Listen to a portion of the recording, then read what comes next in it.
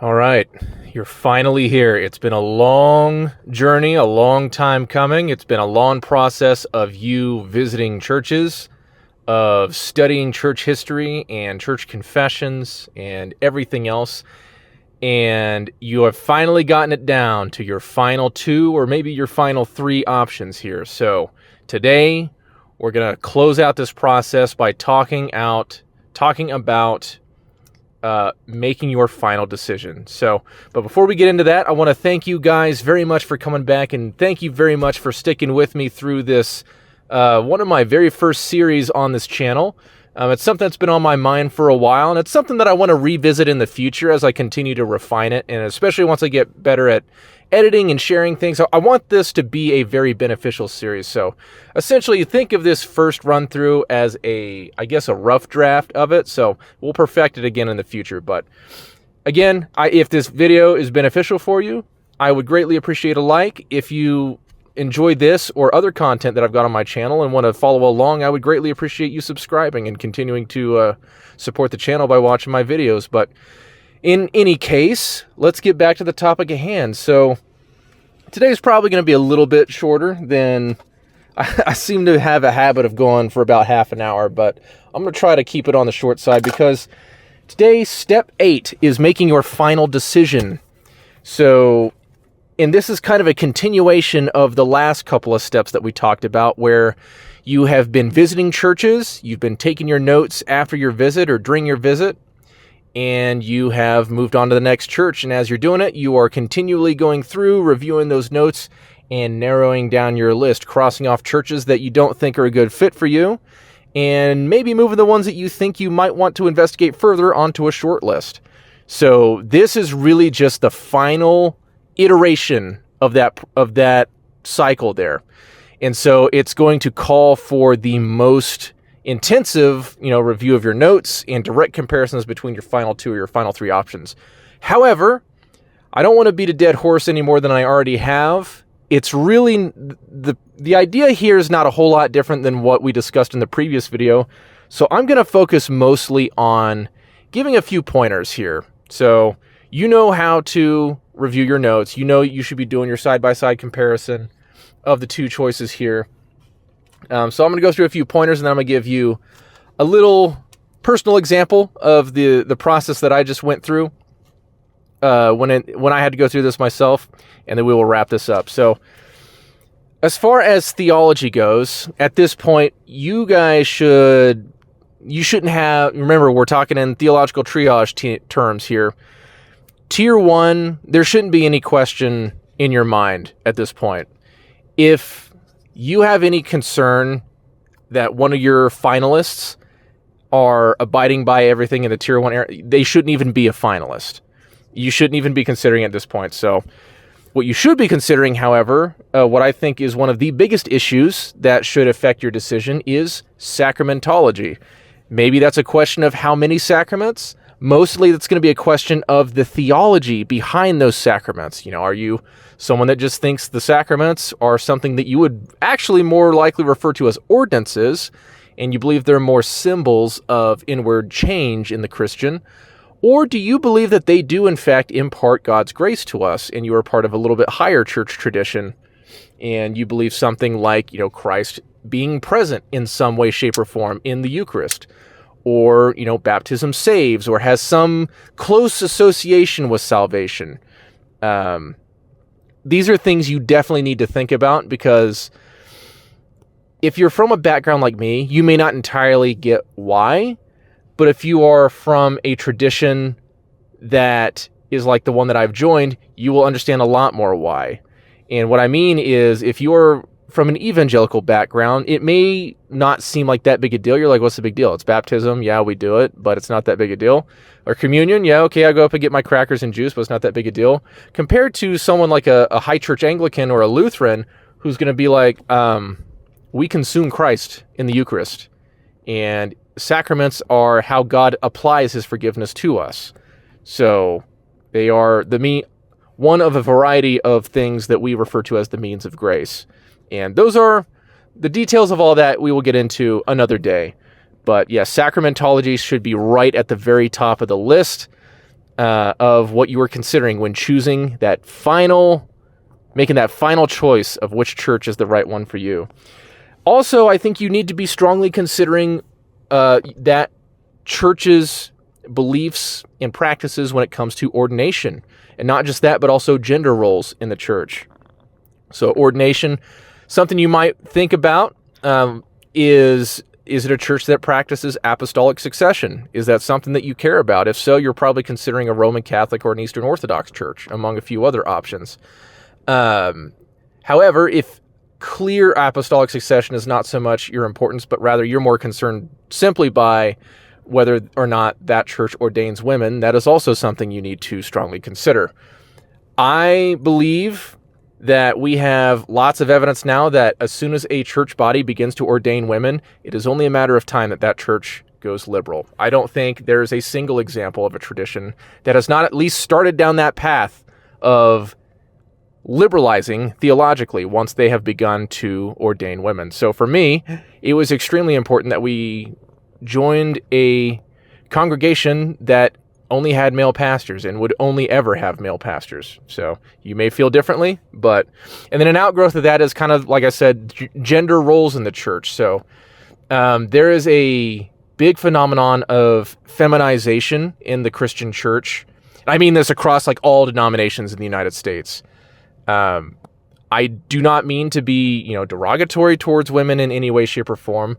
But if you are another young man like myself, you understand what I'm talking about, in that the church has just become very effeminate for the most part. Maybe not if you're a part of something like an Orthodox church, but if you are from an evangelical background, you kind of get what I mean, where there's just this very soft version of Christianity.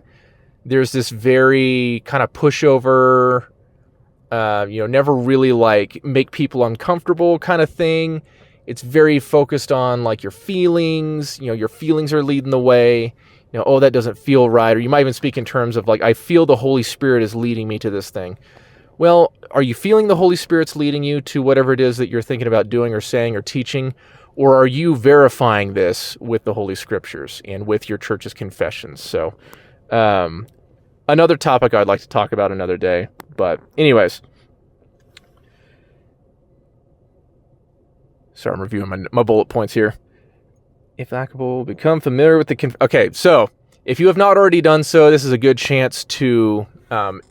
if your finalists are of the same denomination or same tradition, may not be as big of a concern at this point. However, if you're like me and your finalists are two different churches from two different traditions, you need to be reviewing and kind of doing a direct side-by-side comparison as much as you can with those churches' creeds that they subscribe to or confessions that they uphold and subscribe to, because that is going to be what shapes that church's everything that they teach, how they interpret the Bible. So a proper confession should never be exceeding or even on the same level as Scriptures, but it is going to shape how that church teaches and understands the Scriptures. So that is something that you need to be, becoming familiar with. If you haven't done so already, you're not going to be an expert in it, but you want to at least get to, become familiar. So if you're considering a Lutheran church, you need to learn about the Augsburg Confession and maybe about the Book of Concord as a whole. And compare that to if you're comparing it to a Reformed church. So this is exactly what I was doing. One finalist for me was a Lutheran church that I am now a member of. One was a Reformed church. And that particular Reformed church was more of a Dutch Reformed. So it wasn't the Westminster Confession, but they had the... someone's going to have to correct me. I forget, but it's a group of 3 confessions, basically. But the core one, there's the Belgic Confession, if I'm not mistaken. And so I was kind of doing a little bit of skimming through and kind of doing direct comparison there and seeing which one I believe my convictions was more in line with. In this same kind of thought, you need to also be considering, is that church creedal? Do they subscribe to do they affirm the Nicene Creed, the Apostles' Creed, the Athanasian Creed, the Chalcedonian definition? If you don't know what these things are, start studying, man. Go back and hit the books. I don't have time to talk about it in this video, but that may also have a part to play in your decision, because creeds aren't just about doing the same thing as confessions, and your church may be one that has creeds in their book of confessions, whatever form that takes. Lutherans do with the Book of Concord. We have those 3 creeds mentioned explicitly at the very front of the book. And it's not just about providing the guardrails, but it's also about connecting you to the ancient church. So Protestants get attacked all the time. A criticism we receive is that we have broken off from the true church and are doing our own thing entirely, and that we have completely broken away from the historic church. Whereas a Protestant who is knowledgeable in their tradition might actually make the argument, as I would, that no, we are connected to the ancient church. The schism is not how you understand it. It wasn't really a justified break there. They were excommunicated, first of all, in Martin Luther's case, and we believe that was invalid. And in implementing their reforms, when they did have a new church body kind of develop around them, they looked to the creeds. They looked to the church fathers to help shape their theology and justify their positions and why they were criticizing Rome, or whatever it is that your particular denomination has, whatever their history is. But the creeds are another important thing to consider in how they affect that particular church body that you are going to be calling home. Then you need to consider your practical points here, and that's going to be something as simple as, are you willing to make that drive every Sunday to go to the service that you have chosen? So maybe your church options only offer 1 service each. So that's okay, one less thing to worry about. But are you going to be consistent in attending that church? If you have one church that is 10 minutes away and one church that is 30 minutes away, which one are you more likely to be a regular attendee of? And that is something you need to consider, because the big goal here, wherever you end up, is that you become a consistent churchgoer, that you are not giving yourself that excuse, or you are pushing past that excuse you're trying to make to not go to church that particular Sunday. Because you are a Christian, you need to go to church.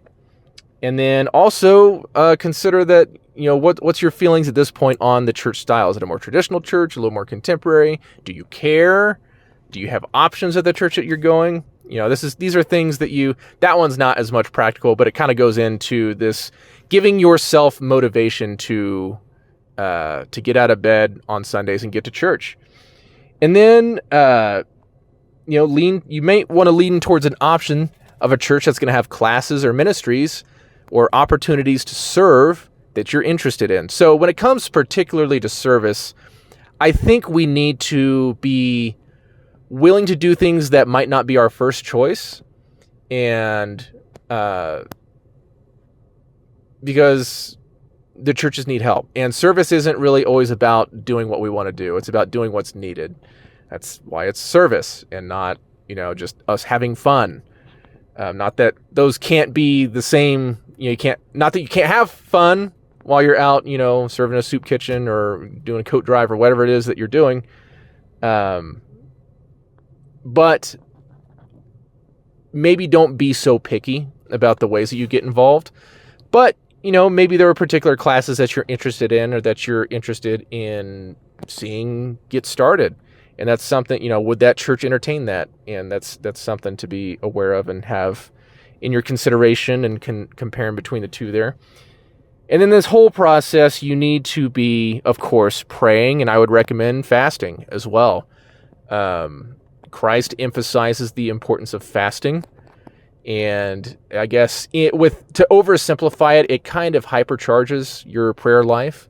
It really aligns you and focuses you better, more effectively on spiritual matters, and this is an enormous decision. This is a very big responsibility.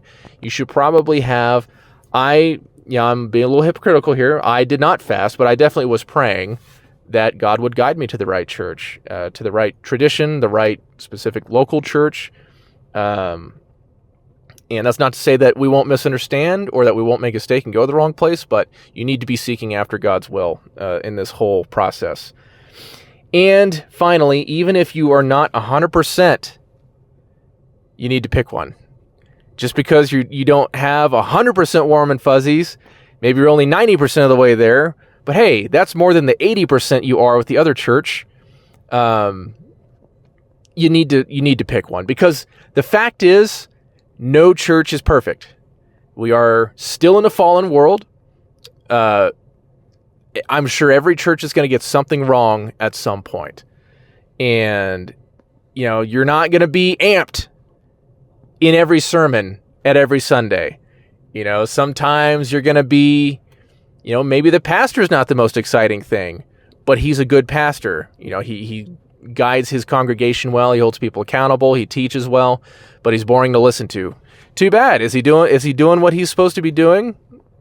Or is he, is he not? So, sorry, I feel like I'm not making a lot of sense. But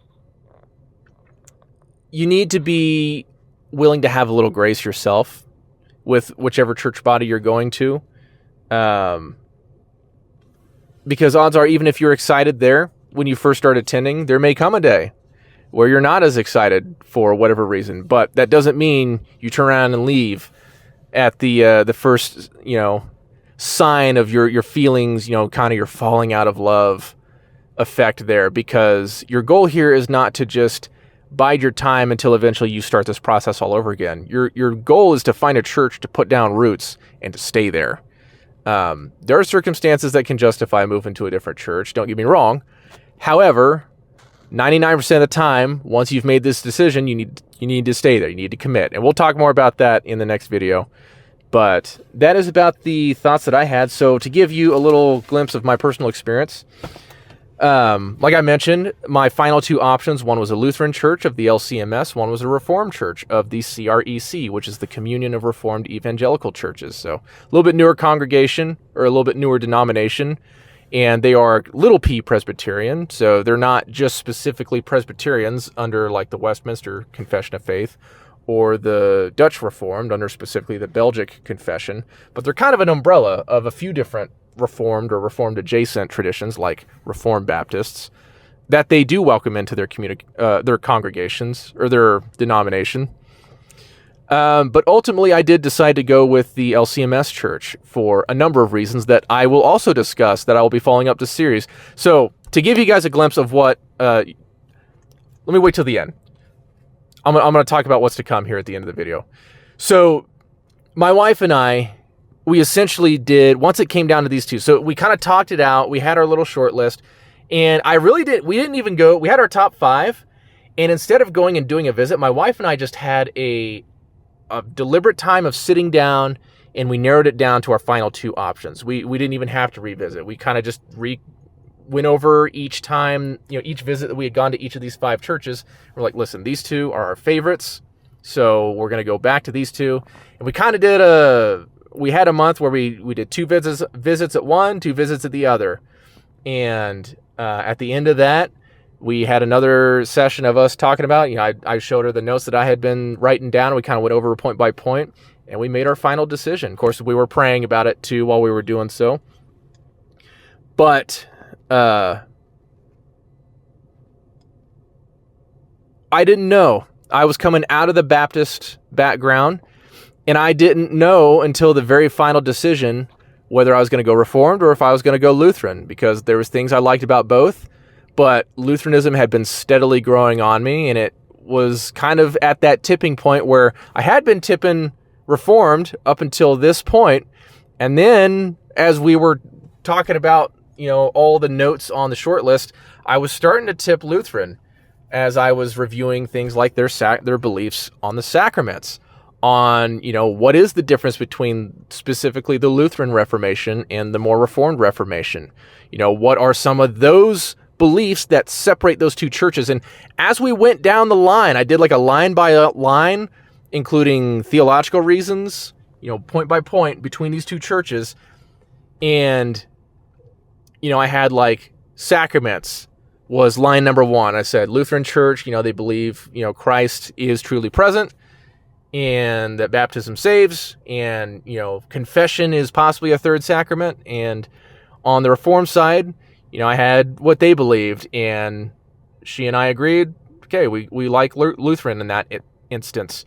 Another bullet point that we had, I think I had like 10 in all. I can't remember all of them off the top of my head, but we just went down that line. One of them was that the Lutheran Church had a school connected to it, whereas the Reformed Church did not. So that's one example of a little bit more practical, because we were about to have a baby and we knew we wanted to put our kids in the church or the school connected to that church, wherever it was that we were going, if that's something that they offered. And the one that was directly connected to the Lutheran Church was physically connected to that church, was a lot better established, and had a lot better opportunity to afford us assistance that we might need financially to make sure that our kid can go there, versus the Reformed one, which was, I'm sure, a great school, but it was a way detached, different physical location. It was a lot smaller. And maybe that's something that you look at and you think, well, it's a good chance for me to help them continue to get better established. And hey, if that's your view on it, by all means.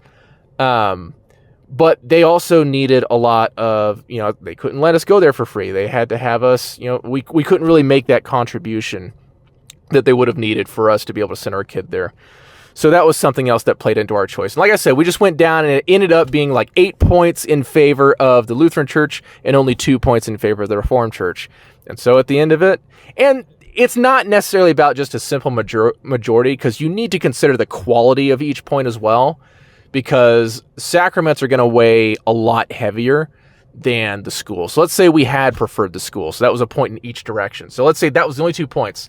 If our beliefs on the sacraments went to the Lutheran Church, but our point on the school went to the Reformed Church, and we considered nothing else, we would have gone Lutheran in that instance. And that's because the sacraments are more important than the school. We would figure out whatever the schooling situation needed to be later, but it was a lot more important to us that we were in a place that we believed was teaching and administering the sacraments in the correct manner and under the correct theology. So that's how it went for us. We are very happy with our decision. It's been just shy of a year now, and we are church members. We'll talk about all that in the video to come.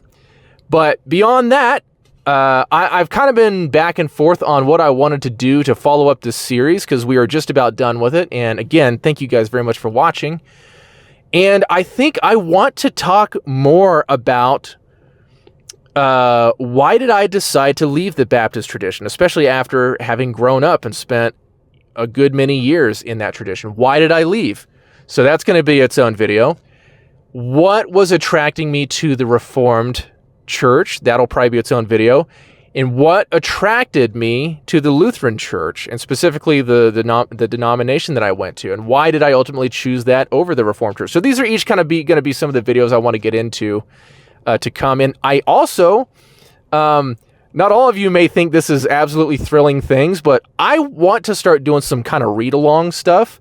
So I think as I'm talking about things like confessions, it might be beneficial for you guys to have someone sit here and read it out loud to you so you can hear it, and I'll give you my immediate feedback and kind of what I think. And then we'll even do like direct side-by-side comparisons. So I figured one of the first things I can do is I'll read through what it essentially functions as the Southern Baptist, which is what I was, Confession of Faith, which is the 2000 Baptist Faith and Message. So it's a short document. It's really not supposed to be a full built-out theology. It's supposed to just be kind of a bare bones kind of unifying, just laying the most basic foundation for all Baptist churches that want to associate, with that convention, that conference, Southern Baptist Convention. Had to remember there. And I compared that to, or I will compare that to, the Augsburg Confession, which is what began to really start shaping the Lutheran Church. And you'll see, the Augsburg Confession alone, much less everything else in the Book of Concord, is built out a little more than the 2000 Baptist Faith and Message. And if I can, I'll even try to do related paragraphs that are covering similar or the same topic. I will try to do side-by-sides. But we'll get into that. So these are kind of ideas that I'm talking about that I'm going to be getting into in the next few videos to come. And that's not to say anything of the other videos. I will continue doing some of the news discussion videos. I'm going to continue to do my American Cold War videos where I cover different, religions and movements and political ideologies. We've been digging deep into Islam. I took a break this past Friday, and I'm sorry for doing so. But we're going to start to get into a little bit more controversial territory. I've been pretty neutral so far, but I'm going to slowly start applying more of my personal criticisms while still trying to present in a mostly balanced, fair way. But I'm going to start being honest, because I am very critical of Islam, and I don't really believe it has a place in the United States, and nor should it. That's not to say that I hate Muslims. I don't. I think Islam, for a number of reasons we will get into over a number of videos, has a very troublesome past and has not given a lot of indication that it is going to change anytime soon. So we need to have it at the very least at an arm's length distance, and I really think we should be pushing it back out of our door. But that is a discussion for another day. If you are interested in that, stand by for the video coming out this Friday. We're going to start getting in a little bit more into the history. We've been talking about ideas, and we're going to start the clock. So we're going to start kind of at the life of Muhammad, and we're going to start working our way all the way up to the present day, because my goal is to get it to the current moment in the United States, and give my understanding of where we're at right now and where I think we should go. But thank you guys very much for listening. I know that last bit didn't have a whole lot to do with the topic of today's video. Here I am at almost a half hour. I said I was going to make it short. What can I say? My channel name is ironic. It is a encouragement, a command to myself to get to the point.